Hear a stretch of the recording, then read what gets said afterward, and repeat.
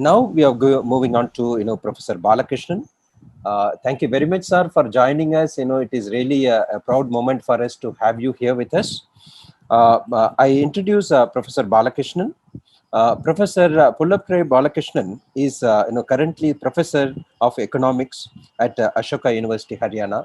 He is a renowned economist and educationist, and he has served in different capacities in various reputed institutions. He was director of Center for Development Studies and professor at Indian Institute of Management, Kozhikode, and he has also held several appointments at Worcester College, Oxford, Indian Statistical Institute, Delhi, Indian Institute of Management, Kozhikode.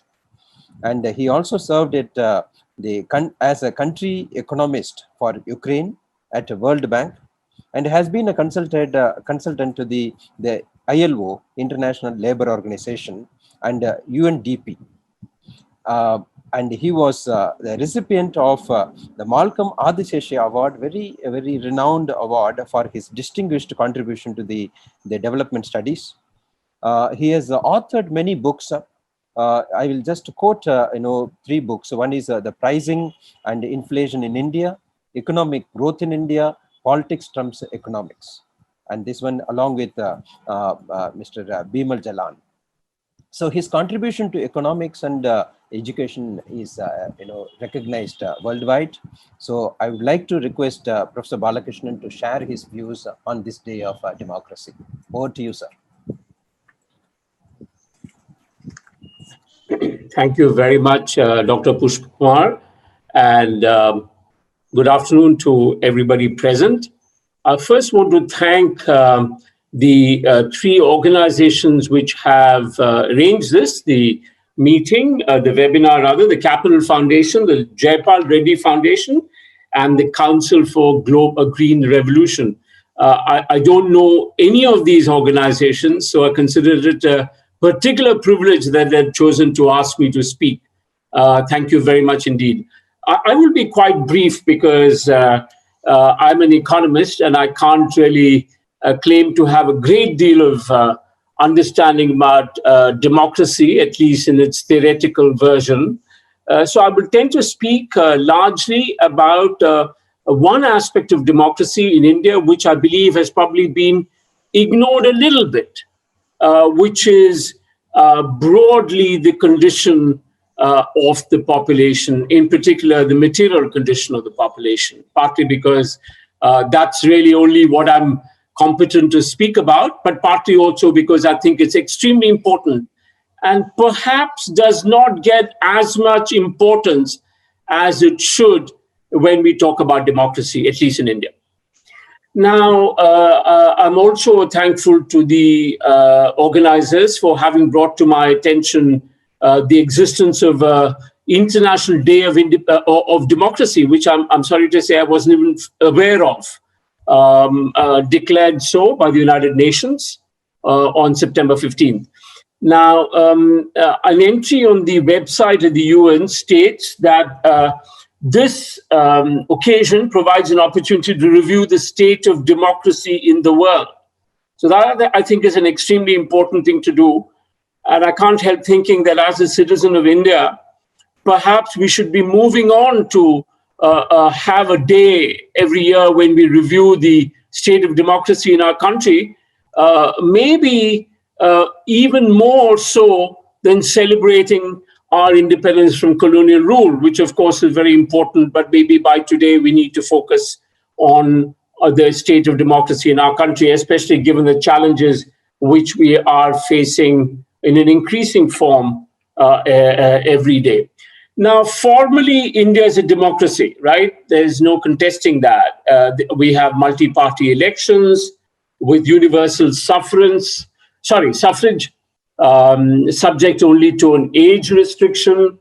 In evaluations of Indian democracy, there are always statements about how it is the world's largest democracy, partly evidenced by the smooth transition of power every time a government changes, that we do have civil liberties, at least on paper. We have a constitution.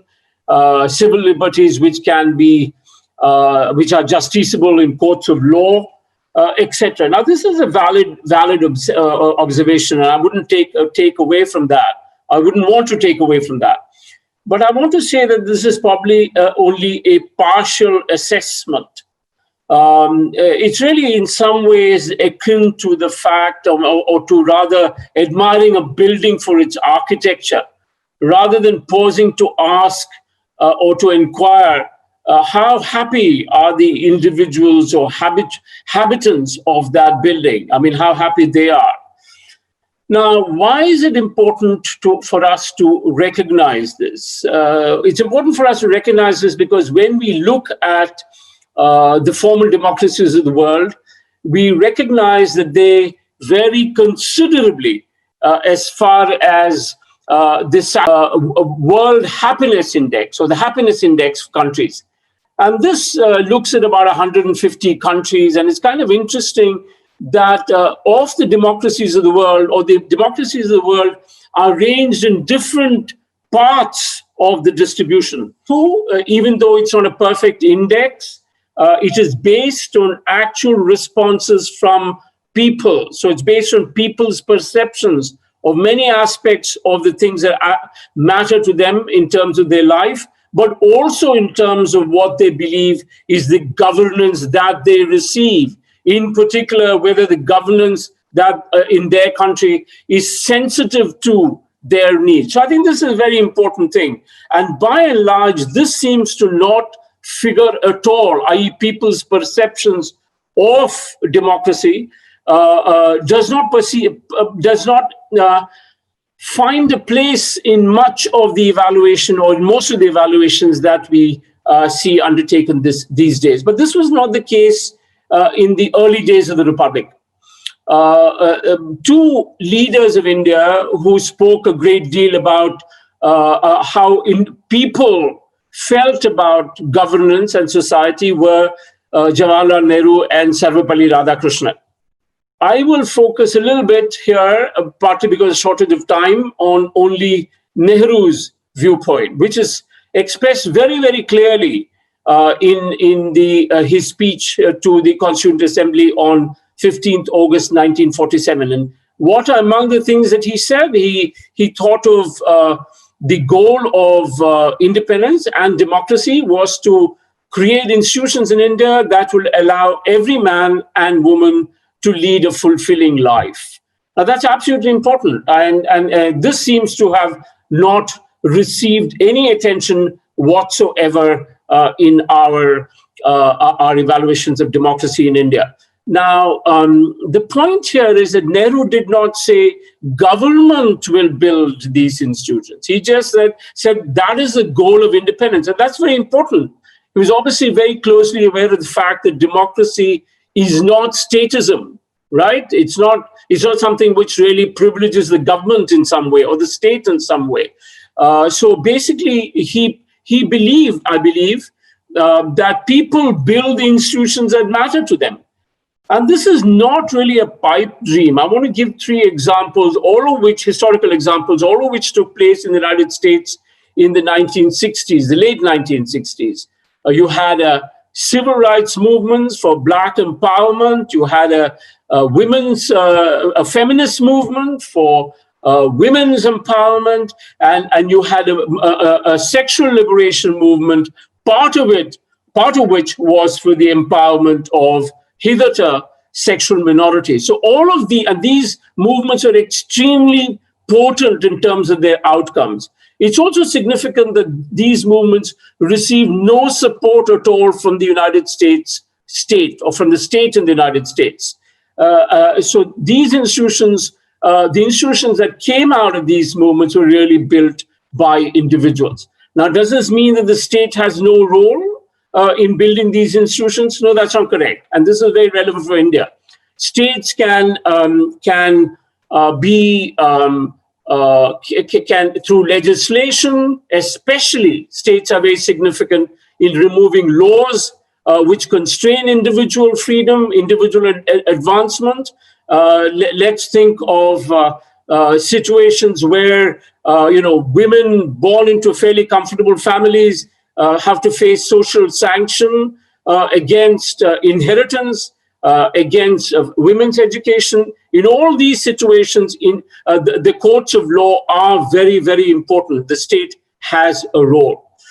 Now, however, the state also has a role in another field, which actually takes us very close to where we are today. And here I want to use, if I may, the contribution of the economist Amartya Sen, who spoke about the contribution that is made to our sense of fulfillment, or the allowing us to lead the life that we really value, the contribution that is made by what is referred to as capabilities. Now, there's no very definitive definition of capabilities, but it's largely believed that health and education are fundamentally important to that. Now, there's always the argument of self-help, which is part of the whole ideology of self-empowerment, which is very important. But it's also not very difficult to realize that actually the state has a very important role in creating these capabilities or endowing these individuals with these capabilities. And I refer in particular to health and education, which are areas where individuals cannot really endow themselves. Think of, once again, of people born into poverty. They're not capable of finding the resources to educate themselves. Historically in India, the caste system was a social system which excluded vast sections of the population from education. Once again, women may be born into wealth, but they may face social sanction against women's education. These are all areas where the state has a fundamental role in contributing to social advance and social empowerment. Now, I spoke about the World Happiness Report and the Happiness Index, which is brought out by the United Nations. Let me very briefly also mention an index which you're probably familiar with, which is a broad measure of the degree of capability in the Indian population. I'm talking about the Human Development Index, which is brought out by the United Nations Development Program every year. In the most recent report, India is ranked 129th out of 188 countries.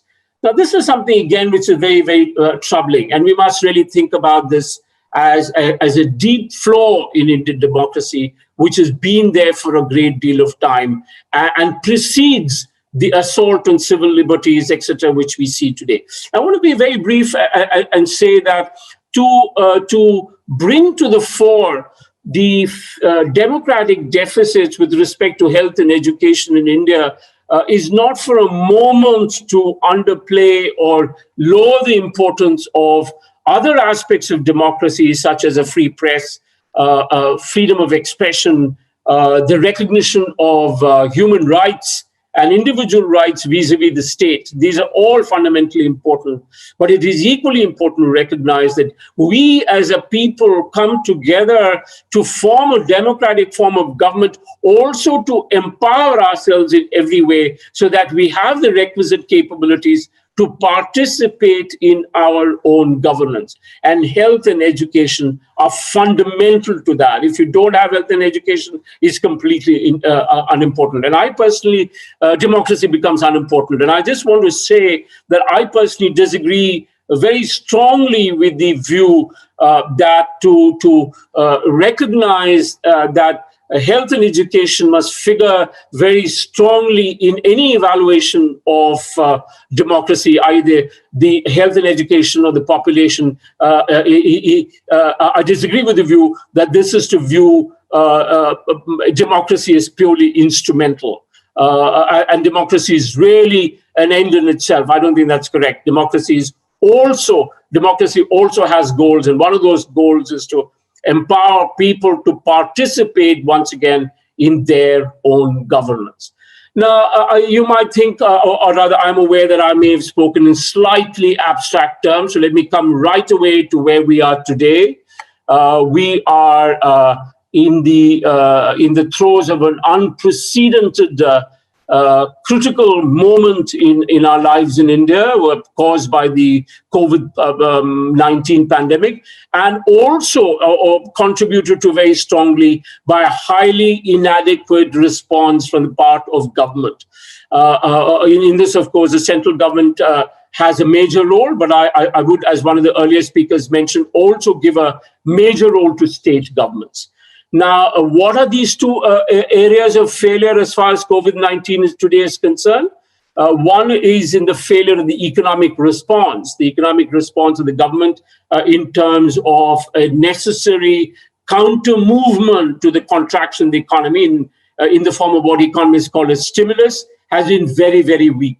The government has shown itself extremely reluctant to intervene. Why is this so? Whether it is because the government is purely ideological, it doesn't want to have a large role for government in the economy on ideological grounds, or is it because it is unaware, it does not have the technical competence? At the moment, I don't want to get into this issue, but whatever it is, the contraction in the Indian economy is quite significantly related, I would think, if you go by global evidence, to the fiscal stimulus, as economists call it, and as you would know, on the part of the government of India, which has been one of the weakest in the world. And naturally, India has had the biggest contraction among the major economies of the world. So that's the first. The other, of course, is not entirely a reflection of the inaction of the central government. The central government has a role. What we see here is really a neglect of something very fundamental in India, which is the public health infrastructure, or the health infrastructure funded from public resources. And why do I say that? One of the interesting things is that while the lockdown has been fairly uniform in India, in the sense that at least for 10 weeks it is imposed across the country, the fatality or the resistance to COVID has varied very, very widely across the country. Now, I don't want to go into specific details and name states, etc. here, but it is significant that some of the richer states in India have seen very high mortality, and some of the not so rich states have seen lower mortality. And it's interesting enough, with such preliminary data that we have, we're able to relate this very closely to historical levels of spending on health in the states. The states, remember, or rather health, remember, is also a so-called state subject in the Indian Constitution. And that's probably partly what reflects this divergence. But having said that, I repeat, what can I say? The pattern that the richer states in India may be spending less on health is kind of deeply instructive, that it has nothing to do with wealth. It has to do with a certain kind of politics. After all, public policy reflects politics, and the poorer states have not done so badly, partly because they have historically invested in health. So I think I should broadly end here, but I want to say, the pandemic has exposed like nothing else the neglect of one aspect, I think, of democracy in India, which is the material condition of the population.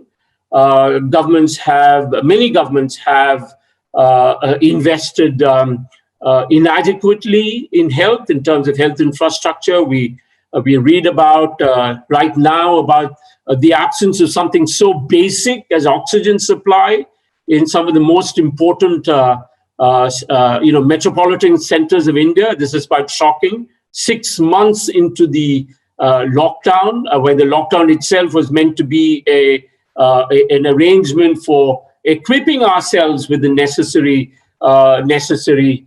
health infrastructure. Now, I want to complete, since a large number of the organizers of this webinar are Hyderabad-based, I understand. I just want to bring to the attention a news report I read 3 days ago in an important or relatively important national news agency, or put out by a news agency, which is that of the collector of the district collector of Guntur, publicly asking for the arrest of a doctor who mentioned in a review meeting to which he was invited that there was a shortage of beds in the primary health center that he was in charge of, and it was impossible for him to actually conduct himself in such an environment.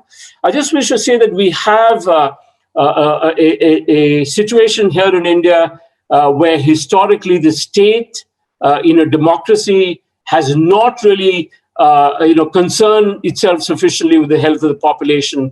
And when its role is questioned, has also shown itself, has bared its fangs, if you wish, if I might put it somewhat starkly, which is how I see the action of the representative of the government in the district, which is the district collector.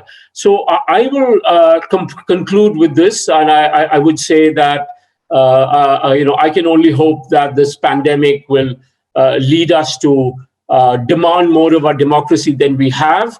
Many people have correctly spoken about the role of the media and also about legislators. Both are very important. But something which is, I think, staring at our face right now is the fact that perhaps we, the people, have a major role in ensuring that Indian democracy delivers to us what we expect of it. Thank you very much indeed. Thank you. Thank you very much, sir. Thank you very much for giving your very, very valuable thoughts, and you have really connected the issues in this pandemic time. That the democracy, we will need democracy more in these times, and we need to strengthen the values of democracy in the times to come. And you have very rightly connected the issues of health, education, and public participation in this context. And you have also insisted the need of involving the central government and the state government, because it is the institutional structure also, and it should also percolate to the local grassroots level. So whatever we have the local governments at the ground level, I think that it has to percolate from the top to bottom, and it has to go up, move up from the bottom to the top, where the aspirations, the concerns, and the wishes of the people are reflected in the governance system. And you have very rightly, and this is very important and new thing for all of us, those who have not read the constitutional assembly debates, that you have rightly quoted from Mr. Nehru, that where the very purpose of independence is to fulfill the aspirations of the people. And I think the democracy, the model that we have adopted, that will really fulfill those aspirations. Thanks for your very valuable thoughts, sir. Wonderful. Very thankful to you. And now with this, yes, sir. Thank you very much.